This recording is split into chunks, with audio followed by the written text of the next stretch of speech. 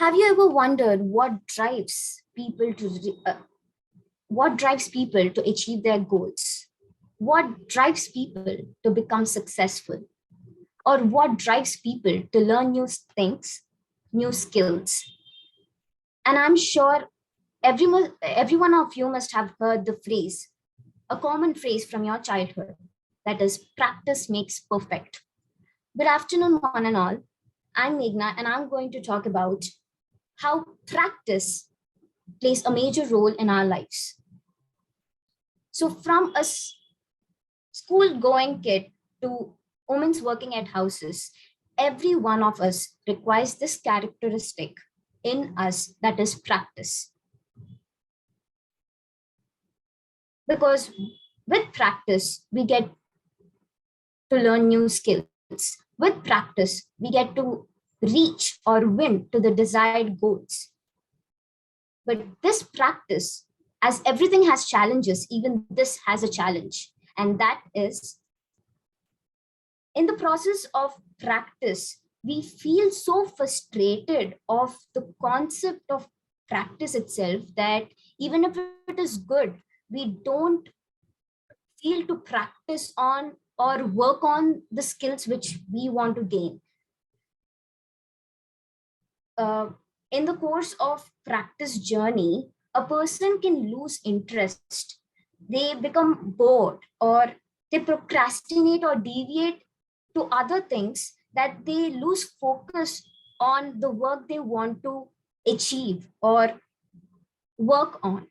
And so even if they want to learn that skill, they do not achieve it to the fullest. They only complete half of the task, and they leave it in between and do not do a proper practice. And so a new skill which we want to learn would not be achieved. An example which I want to tell, which is from my life, is I started learning Scooty a year back, and then I did not continue to learn Scooty due to external factors. But then 6 months back, I restarted to work on that skill because I badly wanted to get a driving license. And so I jotted down a proper timetable, which is an organized timetable as to when and how to learn Scooty and to master the Scooty driving. And so I wanted to focus on that skill so that I can get the driving license.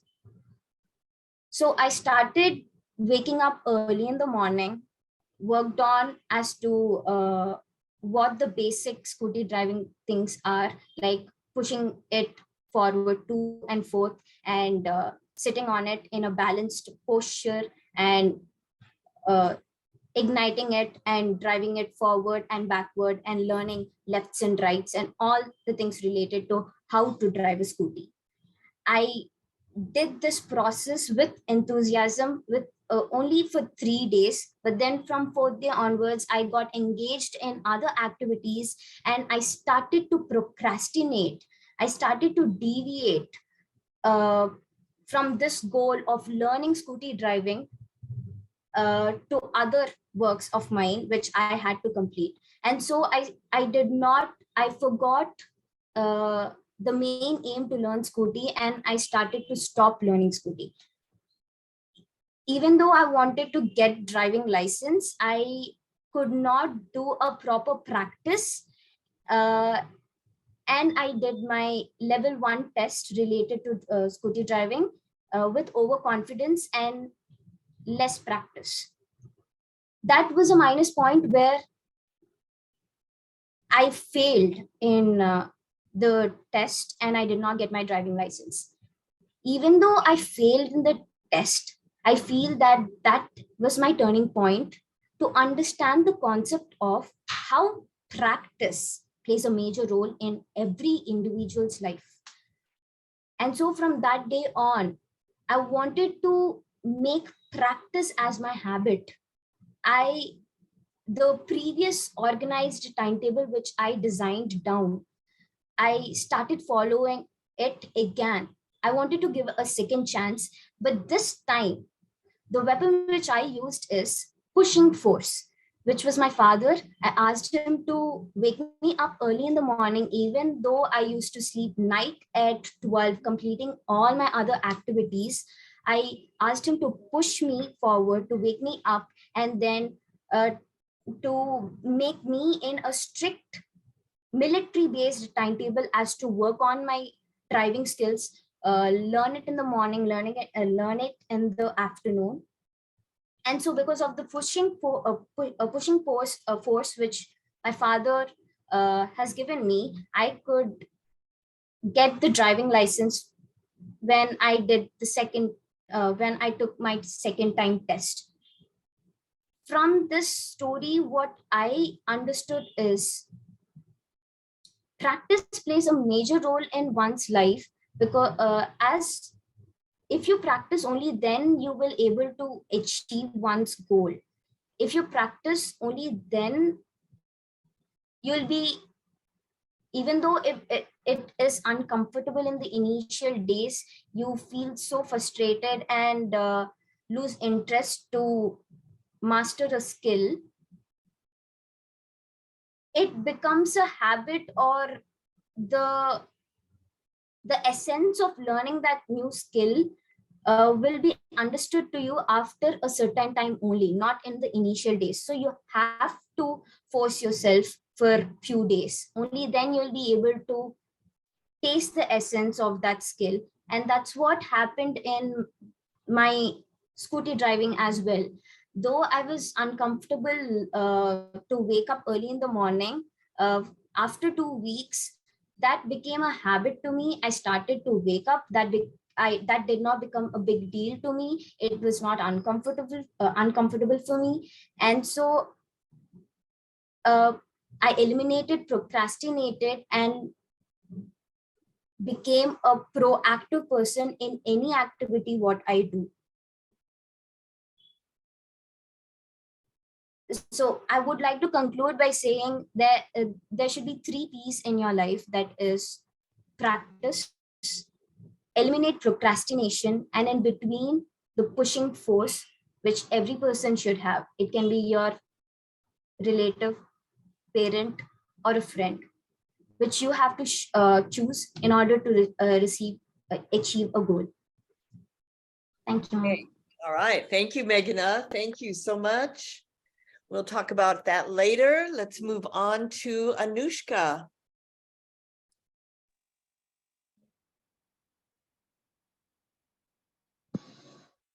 Have you ever wondered why we feel nostalgic when you are looking at a picture from your high school with all your friends in the background, and you are at your college or your school's campus? Have you ever felt that feeling where you are feeling happy, sad, you're missing your friends altogether? Have you ever imagined where this feeling originates?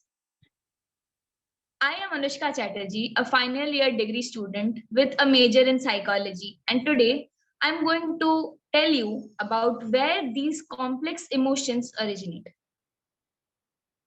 So, whenever we are talking about emotions, we generally tend to associate that with our heart. But the truth is, all these emotions are generated in our brain. Our technical functions are also done in the brain, and all the emotional ones are also done in the brain. So inside our small brain, there are even smaller parts or structure called the amygdala. Amygdala are two small almond-shaped structures placed right in between our central brain, and they are responsible for making us feel all kinds of emotions.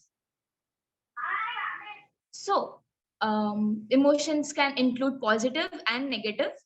The positive can include happiness, feeling of excitement, feeling of surprise, and the negative ones can include fight or flight, when you are in a danger and you can either run away from the situation or fight back. And other negative ones include anger, guilty, sadness.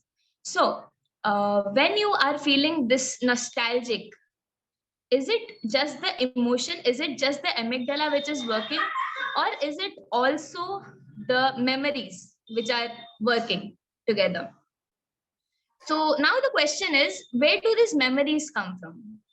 Which part of the brain lets you feel, lets the emotions come into play?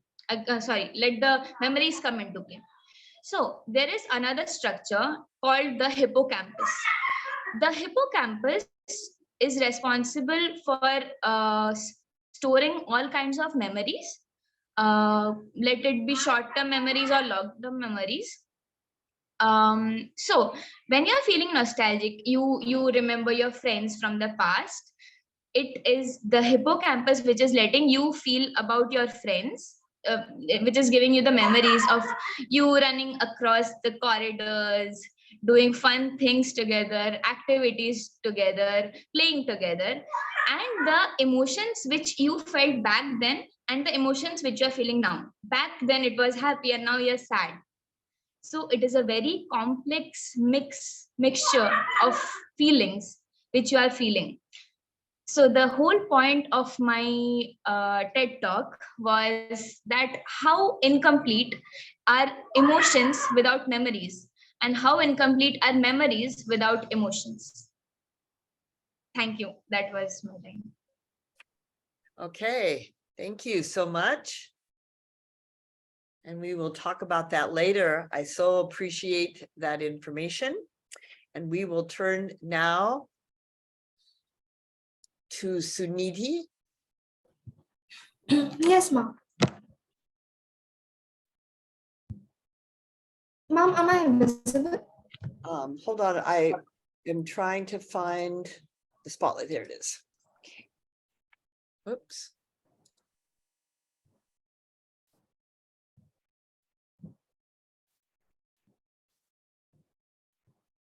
I am not sure why it's not spotlighting you.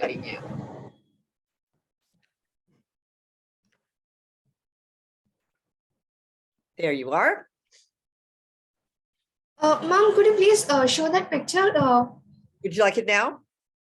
No, ma'am, not right now. When I tell the heading as Badley and James Model of Political Awareness. Okay. A well-informed public opinion is essential to the growth of political and social awareness. Only he who is informed can comment intelligently on his nation's development, and only by such comments can errors be corrected and progress stimulated. Good evening, I'm Sunidhi Roy, and I'm here to express my views on the topic, political awareness among the citizens. Recent events around the world have shown great influence politics has on us and has broken the illusion that we are disconnected from it. From the economic crisis in Sri Lanka to the humanitarian catastrophe in Ukraine, all reflect that politics and governance are highly interlinked and impact the daily functioning of all, the rich, the poor, and everyone in between. Political science is one of the social sciences dealing with the political events of man. It can also study states, government, the origin and nature of state, and different forms of political institutions. As a subject, political science began with the Greeks. Though Egyptians, Babylonians, and Persians, Indians, and Chinese have mentioned their ideas or thoughts about politics much earlier, they failed to develop it as a systematic study. Greeks have politics status of independent science. Through political awareness, you will hone the skills of writing, communication, analytics, and data skills that are fundamental to a liberal arts education. This kind of education will also prepare you to think critically and independently, help you to appreciate different differing points of view, and broaden your knowledge of current affairs. It helps you to develop an understanding of political behavior and communication, public opinion and voting, and regional issues and perspectives in national politics. Many people have been put off the idea of being political aware by seeing people playing politics or trying to manipulate others using the political tactics. But used wisely and well, political awareness is a force for good and for getting things done in organization, and it is an essential skill in life. I would like to quote a saying said by Plato. One of the penalties of refusing to participate in politics is that you end up being governed by your inferiors. So now I'm going to explain you about the Baddeley and James model of political awareness. Skills that an individual uses to understand their internal world. This diagram helps you to understand them properly. This dimension is about what the individual does and intends to do with their understanding or lack of it. In other words, how do they act upon it?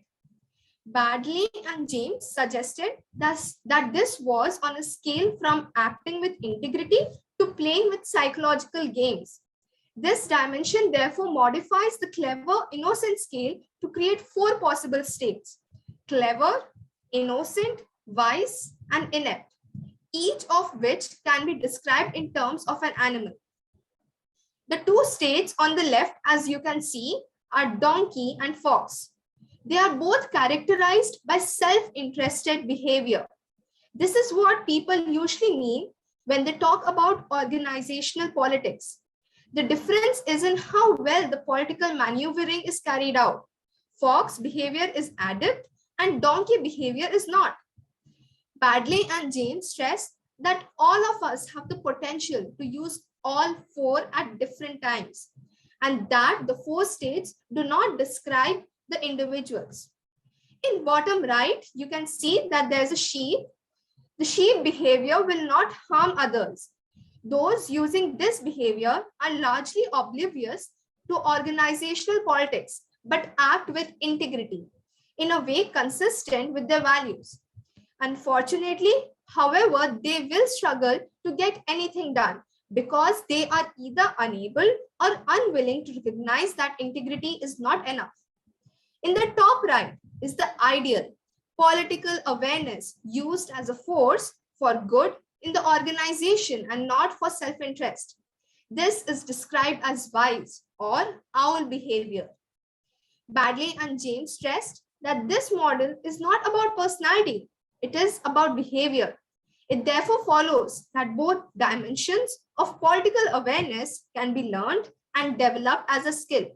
So I would like to end by saying that political awareness should not be only learned as an education, but should be instilled in us, which would help us to hone the skills of communication and expressing our views in such a manner that it doesn't harm, affect, or offend the people of diverse cultures. Thank you. Thank you, Suniti.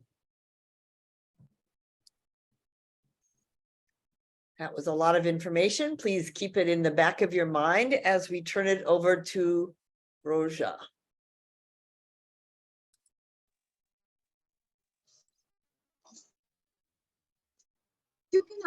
You cannot, Wait, can. Wait, Am I- excuse me. Roja, please go ahead. Yes, ma'am. You can no longer see or identify yourself when you're a member of a tribe, but as a citizen of one people of a nation, you can work together on a common purpose. Good evening, everyone. I'm Roja from BA EEP, major in political science. I'm here to talk about the recognition of tribes. And tribes, why are we talking about the tribes? Is that so much important? Is it a bone or a way of talking about them? Yes, it is. Has to be talked about the tribes because as they are also a nation who lives in the country in the unknown areas of the forest, and we should know that the forest livelihood is mostly done by the tribes. And the tribes are the one who use the forest for their livelihood by fire and many of the uses for their purposes. So 300 million people are depending on the forest for their livelihood, who are the tribes. As the Indian economy would, I'm sorry, the India also loses its forest because of these things. But it is not a bane to talk about. It could be a boon if we would civilize the tribes. And the question arises that whether the tribe society can enter the national mainstream with the distinct culture, social, and political identity. Well, it could be done by the education implementation, as the government now slowly have approached the tribes to give education. In the history, the tribes were used to oppressed and they were used as the slaves, and they were not given the wages for the work they have done.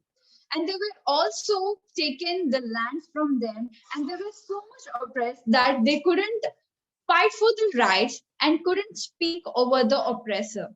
Now the days have been coming towards them to help them, to encourage them, just because to develop the integrity among the nation. So it is also important to every person to talk about the tribes and encourage them, support them to come and integrate with the civilization of the ongoing countries. The tribes are should be encouraged with their own traditional art and culture. And we should also try to train and build up a team of their own people to do the work of administration and development of them, so that the tribes would also feel to come into the country where the people have a distinct culture from them. So this would empower the integrity between the people and the tribes. The tribes are even supported by the government with various schemes which are ongoing as e-marketing, where the tribes would place their artifacts, culture, and arts in the markets through e-market. So the development being slowly seen. So for this, has been only in one kind of places where only different people from different tribes come forward. But I would say that many should come forward and do um, the things they want to do in the out of the forest. As I have seen in my life that I'm sorry, in my days, that many tribe people come into the cities to new jobs, and they want to develop new skills. That is through the support which is given by the people in the city areas out of the forest. So the encouragement and the support of us would um, motivate them and inspire them to adopt new things as a new culture. And it is not mandatory for them to adopt a new culture apart from their culture, but they could place and they can show the artifacts, and they can even make a profit, and they can also communicate and start a national integrity among the citizens out of the forest. And there are some schemes of the government, such as Sabka Saath Sabka Vikas for the tribals. And I want to conclude that the citizens and everyone should welcome the tribes and support and encourage them in the fields they want to and the skills they want to develop. And we should support and train them and show them the ways they could adopt them. Thank you. Oh, so interesting and so well put together. We'll talk about that in a little bit. Thank you, Roja. I'm going to ask Kavya. Yes, ma'am. to start your video. There you go. Let me put you on spotlight. Hold on a second. Okay, Kavya. So, my TED talk will more like my personal experience rather than a subjective type. Excuse me. Sorry, ma'am. Sorry. So, it's like a more a personal experience. So, who will say, like everyone like to be called as a polyglot, or like it'll be uniquely called as polyglot, like knowing many languages. Like SJC Language Center is the one where where people can learn many languages. I am working as a receptionist and librarian in SJC Language Center, where people can access people have access to learn different languages. So in SJC Language Center, we have English conversation hubs, Hindi conversation hubs, Spanish conversation hubs, Korean conversation hubs, and Telugu conversation hubs also. We are in St. Joseph's College. We are implementing and improving the uh, language skills of students by promoting this through Language Center.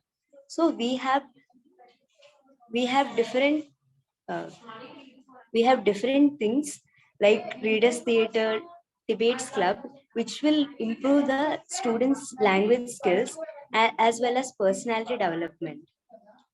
And um, and when we and students are more interested in doing this kind of activities. When when vicky ma'am when vicky ma'am first asked me about joining an SJC Language Center as a receptionist, I never thought I can do this completely. But as I somehow utilize this opportunity, and I try to give it a chance to do it for myself and for my improvement and for my personality development also.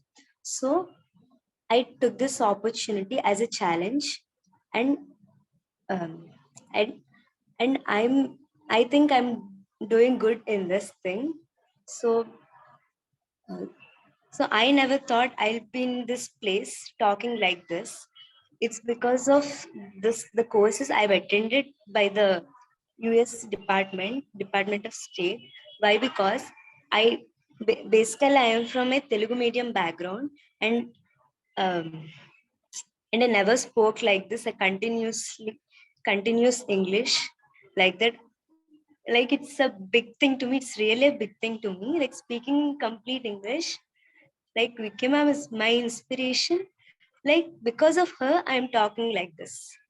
This is one of a great accomplishment for me, for my personal thing. Yeah, it's a great experience. And because of the courses provided by the US department, I learned many things. Uh, like one thing, don't quit in between. Once you started something, in no matter what, complete it. Like, um, many times I thought of quitting from courses, but I didn't quit. I I thought it was challenge and tried to complete the tasks. So I'm able to do this today because of those courses, and obviously with the support of Vicky ma'am. Thank you, ma'am.